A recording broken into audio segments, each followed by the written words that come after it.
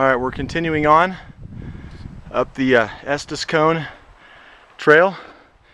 We're into some definitely major elevation gain here, what we believe to be the latter part. We can hear the boys up ahead shrieking with delight, so we think that's a good thing. Definitely a great warm-up hike though, and as always along the way, great views of that monster right there. That monster who shall be tamed tomorrow, if the Lord wills. But we've got a smaller one to tackle first. Scott's breaking out the celebratory citrus something or other.